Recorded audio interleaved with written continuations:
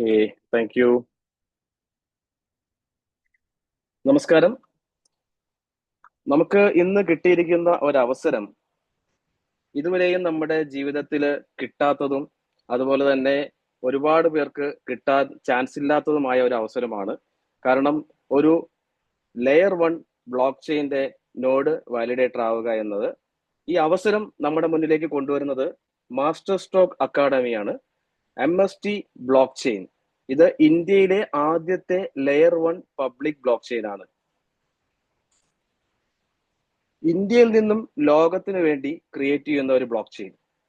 കഴിഞ്ഞ വർഷം 2024 നവംബർ 8 ആണ് ഈ ബ്ലോക്ക് ചെയിൻ പ്രവർത്തനം തുടങ്ങിയത്. നോഡ് ക്രിയേഷൻ എന്ന് പറയുന്ന ഒരു പ്രക്രിയയാണ് ഏറ്റവും തുടക്കത്തിൽ ഏതൊരു ഒരു ക്രിയേഷൻ സമയത്ത് നടക്കുന്ന ഒരു പ്രോസസ്സ്. അപ്പോൾ നോഡ് ക്രിയേഷൻ നടക്കുന്ന സമയങ്ങളിൽ നമുക്ക് സാധാരണഗതിയിൽ ഈ ഒരു നോഡ് വാലിഡേറ്റർ എന്ന് പറയുന്ന ഒരു പദവി സാധാരണക്കാർക്ക് കിട്ടുക വളരെ ബുദ്ധിമുട്ടുള്ള ഒരു കാര്യമാണ്. കാരണം ഇതുവരെയും ക്രിയേറ്റ് ചെയ്ത ബ്ലോക്ക് ചെയിനുകളിലൊന്നും അങ്ങനെ ഒരു അവസരം പബ്ലിക്കിലേക്ക് ഓപ്പൺ ആയിട്ട് കൊടുക്കാറില്ല. അപ്പോൾ ഇന്ത്യയിൽ ഒരു ബ്ലോക്ക് ചെയിൻ വരുമ്പോൾ സാധാരണക്കാർക്ക് ഒരു നോഡ് വാലിഡേറ്റർ ആവാനുള്ള ഒരു അവസരമാണ് നമുക്ക് കിട്ടിയിരിക്കുന്നത്. ഇതുവരെയുള്ള നമ്മൾ കണ്ടിട്ടുള്ള ഒരു സിസ്റ്റം അല്ലെങ്കിൽ ഒരു ടെക്നോളജി ബേസ് പറയുകയാണെങ്കിൽ അതിൽ സുതാര്യമായിരിക്കില്ല. അതുപോലെ തന്നെ ഏതെങ്കിലും ഒരു സെൻട്രൽ അതോറിറ്റി കൺട്രോൾ ചെയ്യുന്നുണ്ടാവും. അത് നമുക്ക് ലിമിറ്റഡ് ആക്സസ് കാര്യങ്ങളൊക്കെയാണ് ഉണ്ടാവുക. MST ബ്ലോക്ക് ചെയിൻ എന്ന് പറയുന്നത് ഫുള്ളി ഡീസെൻട്രലൈസ്ഡ് ആയിട്ട് fair, secure, validator driven ecosystem ആണ് ക്രിയേറ്റ് ചെയ്യുന്നത്. ഒരു to build a digital world where trust, transparency and ownership belongs to every one.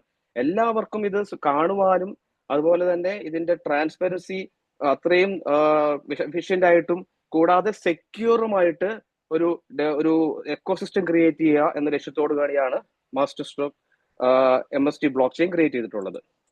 അതുപോലെ തന്നെ ലെയർ 1 ബ്ലോക്ക് ചെയിൻ എന്ന് പറഞ്ഞിട്ടുണ്ടെങ്കിൽ ഒരു ഗ്രൗണ്ട് ഫ്ലോർ എന്ന് വേണമെങ്കിൽ പറയാം, base foundation of A block chain network. അതിൽ ഒരുപാട് കാര്യങ്ങൾ, അതായത് processing transactions, records and validates every transfer on chain. എല്ലാ ട്രാൻസാക്ഷൻസും റെക്കോർഡും വാലിഡേറ്റും ചെയ്യുന്നതിന് വേണ്ടിയിട്ടാണ്. അതുപോലെ തന്നെ എൻഷുറിങ് കൺസെൻസസ് ആൻഡ് സെക്യൂരിറ്റി. അത് ഇതിനു മുമ്പുള്ള ബ്ലോക്ക് ചെയിനുകളിലൊക്കെ യൂസ് ചെയ്യുന്ന ടെക്നോളജി എന്ന് പറഞ്ഞാൽ പ്രൂഫ് ഓഫ് വർക്ക്, അതായത് POW എന്ന് പറയും. അതുപോലെ അല്ലെങ്കിൽ പ്രൂഫ് ഓഫ് സ്റ്റേക്ക്, ഇങ്ങനെയുള്ള ഒരു സിസ്റ്റംസ് ആണ് യൂസ് ചെയ്തിരുന്നത്. നമ്മുടെ MST ബ്ലോക്ക് ചെയിൻ യൂസ് ചെയ്യുന്നത് POSA മെക്കാനിസം ആണ്, പ്രൂഫ് ഓഫ് സ്റ്റേക്കിംഗ് അതോറിറ്റി എന്ന് പറയും. അതുപോലെ തന്നെ എല്ലാ ബ്ലോക്ക് ചെയിനിലും ഓരോ നേറ്റീവ് ടോക്കൺ ഉണ്ടാവും. അതിൽ ബിറ്റ്കോയിനിലെ BTC ഉണ്ടാവും, അതുപോലെ എത്തീരിയത്തിൽ ETH, അതുപോലെ MST ബ്ലോക്ക് ചെയിനിൽ വരുന്ന ആ ഒരു നേറ്റീവ് മദർ കോയിന് പറയുന്ന പേരാണ് MSTC. കൂടാതെ ഒരു ട്രാൻസാക്ഷൻ പ്രോസസ് ചെയ്യാൻ എന്തൊക്കെയാണ് ഫങ്ഷൻസ് നോക്കാം. ഈ ബ്ലോക്ക് ചെയിന്റെ ട്രാൻസാക്ഷൻ പ്രോസസിങ്, കൺസെൻസസ് മെക്കാനിസം, അതായത് ഈ പറഞ്ഞ POW, അതുപോലെ പ്രൂഫ് ഓഫ് സ്റ്റേക്ക്. അതായത് ഒരു വാലിഡേഷൻ നടക്കുന്ന പ്രോസസ്സിൽ കിട്ടുന്ന റിവാർഡിംഗ് സിസ്റ്റത്തിനാണ് കൺസെൻസസ് മെക്കാനിസം എന്ന് പറയുന്നത്, ഈക്വലി ഡിസ്ട്രിബ്യൂഷൻ കാര്യങ്ങൾക്ക് വേണ്ടിയിട്ട്. അതുപോലെ നെറ്റ്വർക്ക് സെക്യൂരിറ്റി ക്രിപ്റ്റോഗ്രാഫി വഴിയാണ് ചെയ്യുന്നത്. സ്മാർട്ട് കോൺട്രാക്റ്റുകൾ, അതായത് DApps ക്രിയേറ്റ് ചെയ്യാൻ സാധിക്കും. നേറ്റീവ് ടോക്കന്റെ മാനേജ്മെന്റ് കാര്യങ്ങളും അതിന്റെ വിലയെ നിർണ്ണയിക്കുന്നതിന് വേണ്ടിയിട്ടുള്ള കാര്യങ്ങൾ ചെയ്യാൻ സാധിക്കും. സ്കെയിലബിലിറ്റി സൊല്യൂഷൻസ്, ഒരുപാട് ബ്ലോക്കുകളിനകത്ത് ട്രാൻസാക്ഷൻസ് കൂടുതൽ കൂട്ടാനും കുറയ്ക്കുവാനും സഹായിക്കുന്ന ഒരു സ്പെഷ്യലിറ്റിയാണ് സ്കെയിലബിലിറ്റി എന്ന് പറയുന്നത്. അതുപോലെ തന്നെ ബാക്ക് ബോൺ ഓഫ് ഡീസെൻട്രലൈസേഷൻ. ഒരു ബ്ലോക്ക് ചെയിൻ എന്ന് പറഞ്ഞ ഫൗണ്ടേഷൻ ഓഫ് ഡീസെൻട്രലൈസ്ഡ് എക്കോസിസ്റ്റം. അതുപോലെ തന്നെ അതിന്റെ ആ ഒരു distribution, power distribution across participants, എത്രയോ വാലിഡേറ്റേഴ്സ് കൂടുന്നതനുസരിച്ച് ഇതിന്റെ ഒരു സ്ട്രെങ്ത് കൂടും. അതുപോലെ തന്നെ ട്രാൻസ്പെറൻസി, ട്രസ്റ്റ്, അതുപോലെ റിസൈലൻസൻസ്, അതുപോലെ എനേബിളിംഗ് Web3 ഫ്യൂച്ചർ. കൂടാതെ യൂസ് കേസസ് എന്തൊക്കെയാണെന്ന് നമുക്ക് നോക്കാം. ഇതിൽ ഡിജിറ്റൽ കറൻസീസും ടോക്കൺസും ക്രിയേറ്റ് ചെയ്യാൻ സാധിക്കും, ലിസ്റ്റ് ചെയ്യാൻ സാധിക്കും. അതുപോലെ തന്നെ സ്മാർട്ട് കോൺട്രാക്റ്റുകൾ, DApps ക്രിയേറ്റ് ചെയ്യാം. ഡീസെൻട്രലൈസ്ഡ് ഫൈനാൻസ്, DeFi പ്രോഗ്രാംസ്, അതുപോലെ സപ്ലൈ ചെയിൻ മാനേജ്മെന്റിന്റെ ആ രീതിയിലുള്ള ഡേറ്റ കാര്യങ്ങളൊക്കെ നമുക്ക് മാനേജ് ചെയ്യാം. Tokenisation of assets, real estate, അതുപോലെ തന്നെ മറ്റു മേഖലയിൽ നിന്നൊക്കെ ഉള്ള അസറ്റ്സ് കാര്യങ്ങളൊക്കെ ചെയ്യാൻ പറ്റും. ഗവർണൻസും അതുപോലെ DAO സിസ്റ്റം, സ്റ്റേക്കിംഗ് കാര്യങ്ങൾ, കൂടാതെ ഐഡന്റിറ്റി ആൻഡ് ഡേറ്റ ഓണർഷിപ്പ്. മറ്റ് മേഖലകൾ നോക്കുകയാണെന്നുണ്ടെങ്കിൽ ഫൈനാൻസ് ആൻഡ് ബാങ്കിങ് മേഖലയിൽ ക്രോസ് ബോർഡർ പേയ്മെന്റ്സ് സീംലെസ് ആയിട്ട് എവിടെ നിന്നും എവിടേക്കും പണം അയക്കാനുള്ള ഒരു സാധ്യത. അതുപോലെ തന്നെ DeFi ecosystem, lending, borrowing, staking കാര്യങ്ങൾ, digital identity for KYC and fraud prevention. കൂടാതെ സപ്ലൈ ചെയിൻ മാനേജ്മെന്റ് അത് ട്രാക്ക് ചെയ്യാനും അതുപോലെ ട്രേസ് ചെയ്യാനും ഓതന്റിസിറ്റി, ട്രാൻസ്പെറൻസി തുടങ്ങിയ കാര്യങ്ങൾക്കും food safety monitoring to ensure quality and compliances, logistic optimization with real-time visibility. Healthcare രംഗത്തേക്ക് നോക്കുകയാണെന്നുണ്ടെങ്കിൽ securing electronic health records, patient records ഒക്കെ സ്റ്റോർ ചെയ്യാനും അത് എവിടെ നിന്നും ആക്സസ് ചെയ്യുവാനും ഒരു ഫെസിലിറ്റി. അതുപോലെ തന്നെ transparent pharma supply chains to compact counterfeits. നമുക്ക് ഏതൊരു പേഷ്യന്റിന്റെയും ഡേറ്റ സെക്യൂറും ആയിരിക്കും, അത് എല്ലാവർക്കും വിസിബിളും ആയിരിക്കും, അതുപോലെ തന്നെ അത് പ്രൊട്ടക്റ്റഡും ആയിരിക്കും, മാറ്റം വരുത്താൻ സാധിക്കില്ല. വൺസ് റെക്കോർഡഡ് ആയിട്ടുണ്ടെങ്കിൽ അത് ഒരിക്കലും ചേഞ്ച് ചെയ്യാൻ സാധിക്കില്ല. So trusted clinical trials data management. കൂടാതെ റിയൽ എസ്റ്റേറ്റ് രംഗം നമ്മൾ നോക്കുകയാണെന്നുണ്ടെങ്കിൽ tokenised property ownership for fractional investments. നമ്മൾ കണ്ടിട്ടുണ്ട് പല മേഖലയിൽ, ഗോൾഡ് മേഖലയിൽ നമ്മൾ കാണുകയാണെന്നുണ്ടെങ്കിൽ അതിനൊക്കെ ഡിജിറ്റൽ ഗോൾഡ് ആയിട്ട് നമുക്ക് നമ്മുടെ കയ്യിലുള്ള എമൗണ്ട് വെച്ച് നമുക്ക് ഇൻവെസ്റ്റ് ചെയ്യാൻ സാധിക്കും. അതുപോലെ തന്നെ നമുക്ക് ടോക്കണൈസേഷൻ പ്രോപ്പർട്ടി കാര്യങ്ങൾ വന്നാൽ, റിയൽ എസ്റ്റേറ്റിൽ വന്നു കഴിഞ്ഞാൽ നമുക്ക് നമ്മുടെ കയ്യിലുള്ള എമൗണ്ട് വെച്ച് പ്രോപ്പർട്ടീസിൽ നമുക്ക് ഇൻവെസ്റ്റ് ചെയ്യാൻ ഷെയർ പോലെ ചെയ്യാൻ സാധിക്കും. അതുപോലെ തന്നെ smart contracts for secure automated transactions. മറ്റു മേഖല നോക്കുകയാണെങ്കിൽ എനർജി ആൻഡ് യൂട്ടിലിറ്റീസ് ആണ്. Peer to peer energy trading between producer and consumers, grid verification.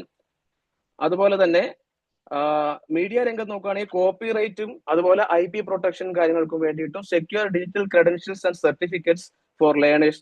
അതുപോലെ കണ്ടന്റ് ഓതന്റിസിറ്റിയും റോയൽറ്റി ഡിസ്ട്രിബ്യൂഷനും ഒക്കെ വേണ്ടിയിട്ടും ഉപയോഗിക്കാം. ഗവൺമെന്റ് ആൻഡ് പബ്ലിക് സെക്ടർ നോക്കുകയാണെങ്കിൽ block chain based voting systems create ചെയ്യാൻ, ട്രാൻസ്പെറന്റ് ആയിരിക്കും, ടാമ്പർ ചെയ്യാൻ പറ്റില്ല. Land registries for tamper proof property ownership. അതുപോലെ taxation and record keeping with accountability. അപ്പൊ MST ബ്ലോക്ക് ചെയിൻ എന്ന് പറയുന്നത് വെറും ഒരു ക്രിപ്റ്റോ മാത്രം ചെയ്യുന്ന ഒരു രീതിയിലുള്ള കൺസെപ്റ്റ് അല്ല ഇവിടെ ഉദ്ദേശിക്കുന്നത്. ഈ ഒരു ബ്ലോക്ക് ചെയിൻ ഉദ്ദേശിക്കുന്നത് റിയൽ വേൾഡിൽ നിലവിലുള്ള ട്രഡീഷണൽ മേഖലയൊക്കെ ബ്ലോക്ക് ചെയിനുമായി കണക്ട് ചെയ്താൽ വളരെ സുതാര്യമായിട്ട് പ്രവർത്തിപ്പിക്കാൻ സാധിക്കും, ട്രസ്റ്റബിൾ ആയിരിക്കും.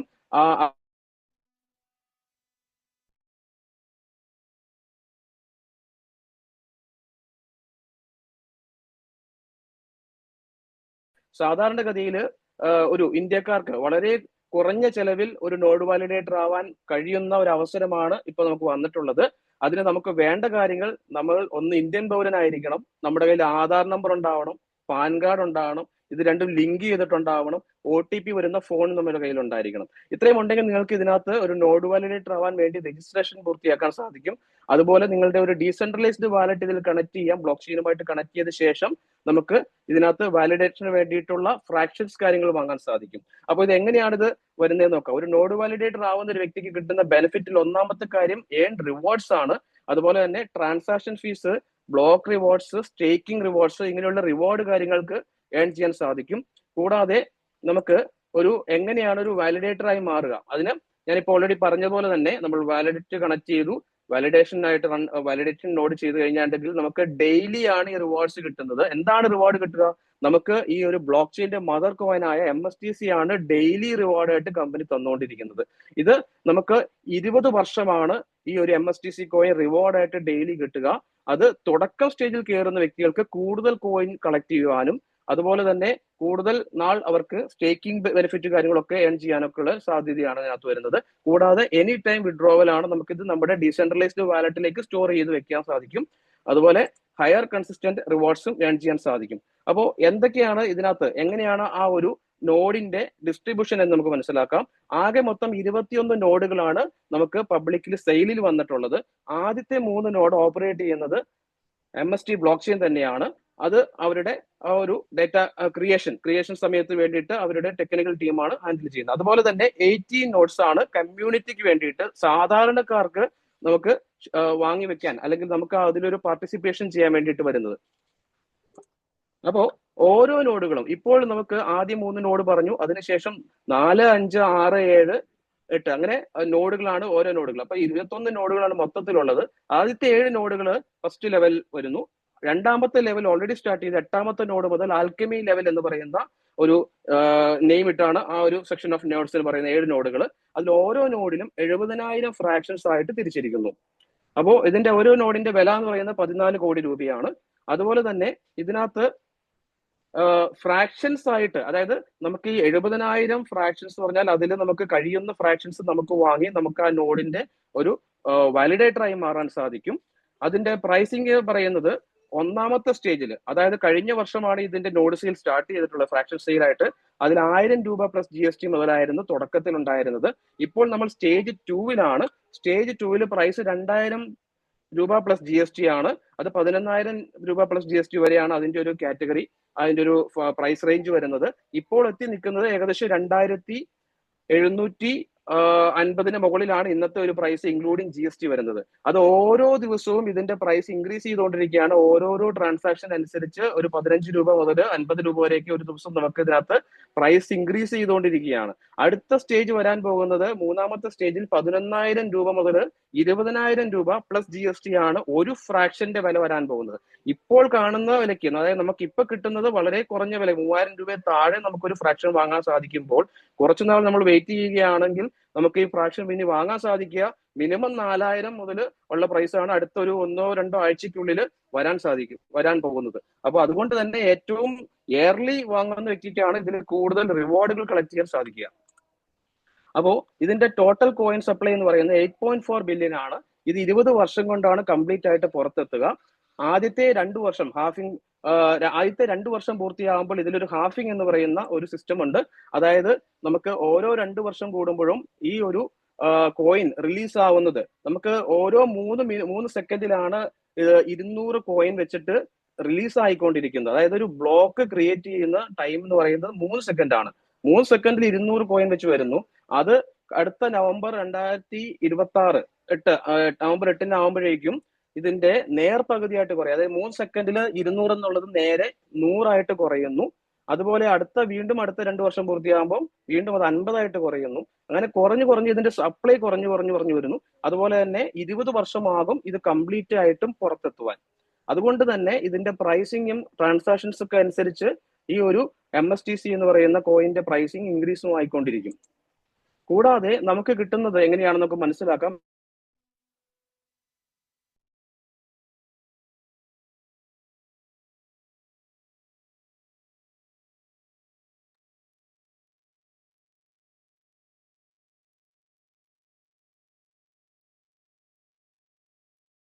MSTC ആണ് ഒരു മിനിറ്റിൽ വരുന്നത്.